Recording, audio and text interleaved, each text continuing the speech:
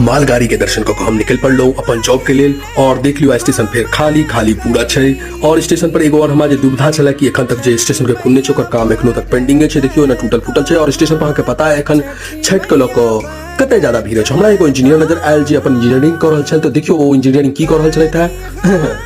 और देखते ही देखते हम सब पहुंच गए हुआ समस्तीपुर और एक पटरी से वहां देख रहे छी उस समस्तीपुर की पटरी है। तो वहां अगर छठ दीपावली में घर आयल छलू है शहर से और अहाँ की ट्रेन अगर क्लोन या स्पेशल ट्रेन है तो घबराब नहीं।